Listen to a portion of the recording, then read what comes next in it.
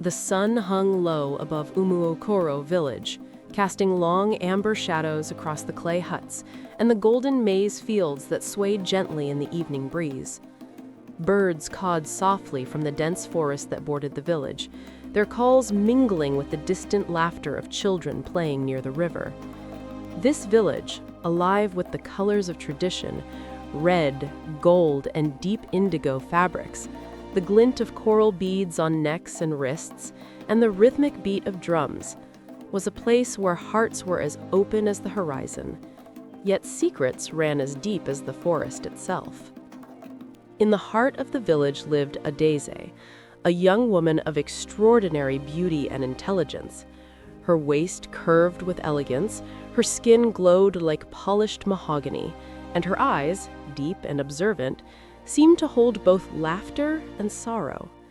Adaeze was the pride of Umuokoro, her charm matched only by her bravery. She had grown up hearing tales of the ancestors, learning the sacred songs, the dances, and the art of tending to the land and the spirits. Yet, as wise as she was, her heart had yet to learn the weight of betrayal. Across the village lived Chinedu, a young hunter whose skill with the spear was rivaled only by his loyalty and courage. Strong, broad-shouldered, with a gaze that could pierce the thickest forest mist, he had loved Adaeze from afar for many seasons, admiring her grace during the festival dances, the way she moved with pride and intelligence. Their eyes had met during the previous Yam festival, and in that glance, a spark of love had taken root, a flame as steady as the sacred fire in the village shrine. Their love blossomed quietly, hidden in stolen moments, under the shade of the iroko trees, along the riverbank where the water whispered secrets, in the early morning mist when the village was still asleep. Every laugh, every brush of their hands sent waves of warmth through their hearts. Yet no one in Umuokoro could ignore that the forest that surrounded the village carried whispers of old grudges and restless spirits, shadows that seemed to move with purpose, observing, waiting. It was Obina, a man of handsome features but a heart blackened by envy, who first noticed the bond between Adaeze and Chinedu. Once betrothed to Adaeze by arrangement with her family, Obina had been scorned when she refused his advances, declaring her love for Chinedu. His lips curled in quiet rage, but his smile to the villagers remained charming. He whispered to himself as he watched them, "If I cannot have her, no one shall be happy." The tension in the village thickened like storm clouds over the distant hills. Adaeze sensed it before she could name it, feeling eyes follow her whenever she met Chinedu in secret. One evening, as the sun painted the sky in crimson and gold, Adaeze sat by the river, coral beads jingling softly against her neck.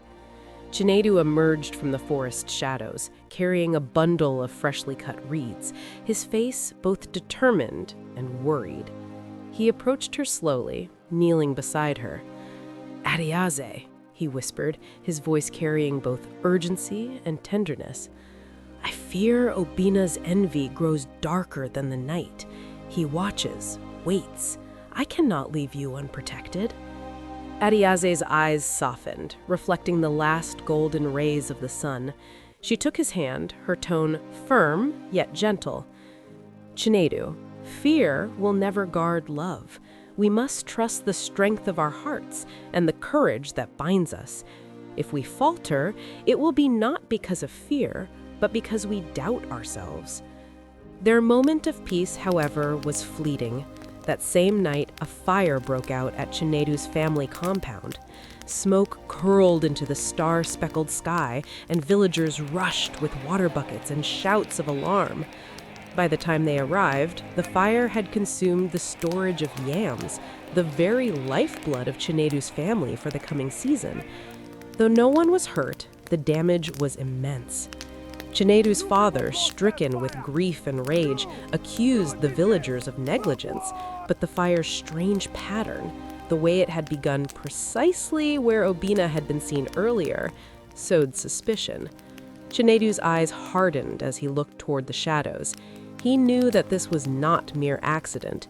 And Adaeze, standing beside him, felt a cold weight in her chest.